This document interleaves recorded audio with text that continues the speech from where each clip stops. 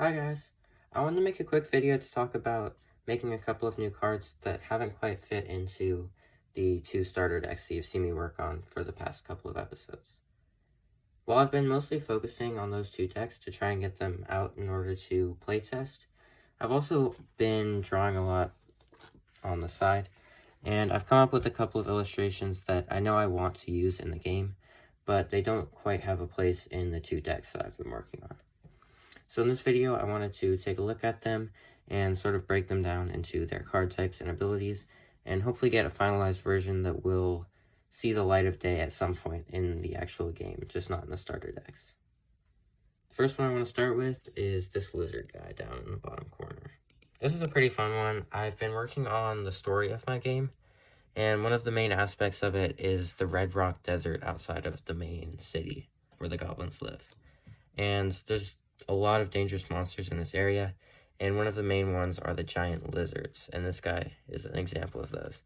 And I think it's going to be a really cool, like, sort of powerful monster that will be launched sort of like mid to late game in most scenarios. And those are kind of my favorite to design anyway, so I'm really excited to figure out what his abilities are going to be. Next up, we've got this Rebel Soldier. Now, this is kind of an exception in that I could actually see this one becoming part of the Rebel starter deck in the future. But for now, I don't really have a place for it, so I still wanted to give it a little bit of the spotlight and try and figure out what its abilities are actually going to be.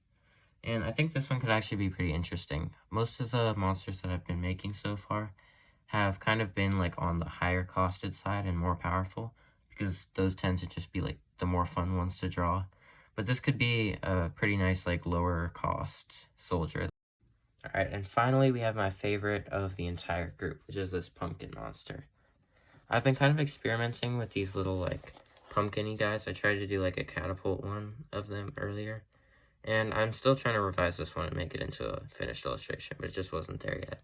I just really like the idea of these, like, monstrous pumpkins that the regime is sort of harvesting to turn them into monsters to fight in the war against the rebels, but they're not, like, completely in control of them, so as you can see, they've had a couple accidents of them eating their own soldiers. But anyways, I just think the overall design of them is really cool. And in this one, I wanted to expand them from just like the little pumpkin heads into a full-blown monster. And I feel like it turned out pretty cool, so I'm really excited to sketch out the abilities for this one. I feel like this could turn into some sort of like typo strategy, although I do want to make it more unique than just like pumpkin guys like other pumpkin guys. But if so, this would definitely be like sort of the overlord of all the pumpkins, giving them like extra power or something like that. So what I'm immediately doing is just opening up Canva and making a copy of one of the most recent cards I've made, and then just using the image from the new card that I want to make. So I gotta go to layers and now delete the old artwork. Alright, now that I've slotted the artwork in there, I need to actually fix the abilities to make sure it actually matches with the card. So first I'm just going to go for the name, and what I've decided on calling this guy is Breakwalla, which I just thought was kind of funny because I based it off of, I based it on this actual lizard called the Chuckwalla that lives in the desert, so I thought it was kind of a good match for this monstrous lizard that also lives in the desert. And just changing it to Breakwalla highlights that this thing is pretty dangerous and it can actually break through the walls of the Goblin Village. So for the cost, I'm thinking this is definitely a higher cost monster. I'm not sure exactly what cost it should be. I'm going to go with 6 to start, but I might change that as I figure out what the stats and the abilities are going to be. But if we're going with the 6 cost, I feel like it should be decently powerful. So I'm going to go with like solid 7 strength. Actually, 7 might be a little bit too much, but I'll have to test it. I'll start with 7 strength. And we'll say 14 defense. Alright, so now I gotta move on to the type line. So this thing is definitely not a goblin. It's going to be classified as a beast for its broader type. And then the subtype, I think I'm going to do just lizard. Maybe just lizard, honestly. It's already called a beast, so there's no need to put, like, lizard monster. And it's not a mutant, so I don't know. I think just lizard works fine. I don't know if there's ever going to be any, like, lizard synergies, but I'll just put it in there anyway. And then rarity, I really don't know, honestly. Also, if you don't understand, like, how the card frame actually works, then you can check out my most recent video before this, where I went through a full explanation of my card frame and what all the text means.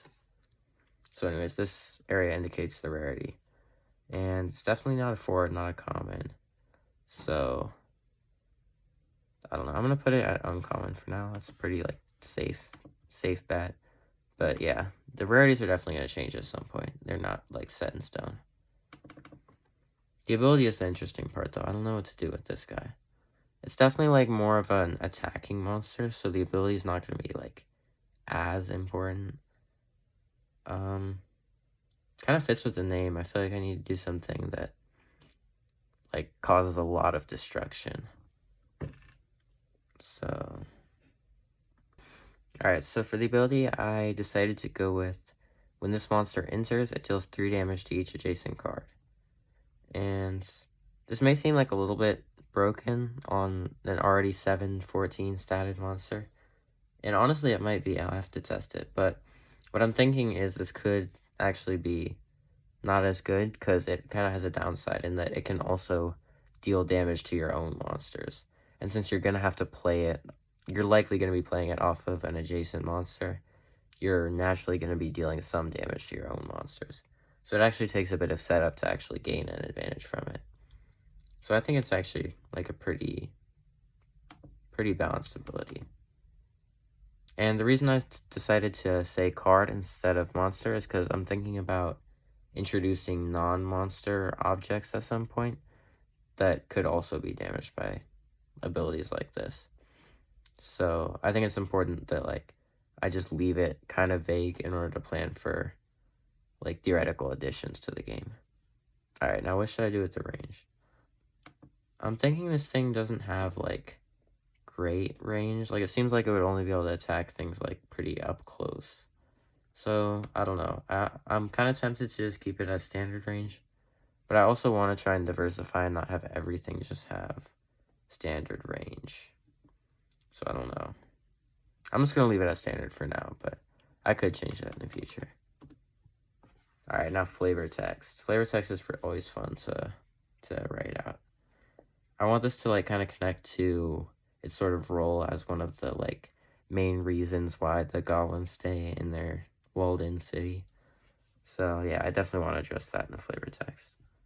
Alright, it took me a little while, but for the flavor text, I decided to go with a little bit of dialogue. I always like a nice dialogue flavor text because it sort of, like, hints at the story without, like, directly telling you. So I think it actually makes it, like, a lot more interesting to read. So for this one, we have Grunt from the forum, I guess, Wall Patrol, saying, "It's always a good laugh when a newbie finds out why we call him Break Wallace." I pretty much went through the same process for the other 2 cards, so I'm not going to show all the footage for that, but just know that it's pretty much the same thing. Alright, I just printed out some test copies of the cards, so now I'm going to go through and explain what I settled on for, like, the stats and abilities. And I'm going to start with Break Wallet because you guys have pretty much already seen most of it. But I did end up making some small changes to the card before I printed it. The main thing is I did end up decreasing its attack stat to 6. Because when I compared it with some of the other cards, I realized that a 7/14 for 6 coins was just a little bit too good of a rate to, like, actually fit into the game well. Like, it just would have been too powerful. So I had to decrease that a little bit. But in exchange, I also gave it additional range towards the back, because I realized it would probably be able to attack with its tail, so I felt like that kind of made sense. And now I think it's overall just kind of like a more interesting design, since it's slightly weaker, but you have to be a little bit more creative with how you attack. Next up, we have the Rebel Soldier from earlier, and I decided to call this one Spear Bearer. This is a pretty strong 2 cost, and I honestly think I might slot it into the Rebel deck after thinking about it a little bit more. I think it'll make for a pretty interesting, aggressive creature, and that deck definitely wants a lot of those. But anyways, it has 2 attack and 5 defense, so it's a pretty solid attacker on its own. It is a little weak for a 2 cost, but honestly not too bad at all. And then the ability is the real strength. You can extend its range to the indicated spaces until end of turn, but there is a cost of it not being able to attack on the turn after you do that. So I feel like this makes it like not super complex in terms of ability. Like, I still wanted it to be a pretty like basic attacker, but this ability at least gives it a little bit more versatility in how you use it. So you can decide if you want to attack more like rapidly and hit things close range, or you can sort of like throw the spear by extending the range for 1 turn and then not being able to attack on the next turn. So I think it ended up being a pretty interesting design, and I'm excited to test it out. Alright, next up we have the Grumpkin Hive Lord. This is the one that I said I was the most excited to design, and I think the ability turned out pretty cool. It says, at the end of your turn, you may return up to 1 Grumpkin from your graveyard to your hand that was put there from the battlefield this turn. So I tried to plan this out with the idea that it would sort of be playing into this like Grumpkin archetype, and what I settled on for that archetype was for it to be kind of centered around sacrificing your own monsters and then bringing them back from the graveyard. So I felt like this ability was pretty fitting, because in order for a Grumpkin to have to die on your turn, you kind of would have to sacrifice it, since your opponent is not going to be attacking you during your turn. So it's a pretty powerful ability, but it does require some setup, and definitely some specific deck building. I did realize, though, that in terms of its stats, it ended up being exactly the same cost, stat line, and range as Boneblade Swordsman. So I think I'm definitely going to change that so that it's not just like a strictly better version of Boneblade Swordsman. And now I actually made one more card off camera, and that is Splatterfold. So this is the card design you saw from earlier. I cleaned up the artwork, finished the coloring, and turned it into this card. So this is another one for the Grumpkin archetype, as I mentioned, and it's kind of a cool like catapult card that can deal pretty solid damage at a long range, but it does have a kind of chaotic downside. So it's a base stat, 4 cost, 5/9, which is pretty good, especially with its range. It can't deal damage next to it, but it has three targets of range in front of it, which makes it pretty powerful, because you can stay kind of far back and still launch projectiles at your enemies. And I say projectiles because, of course, it's launching Grumpkin monsters, and the ability kind of ties into that.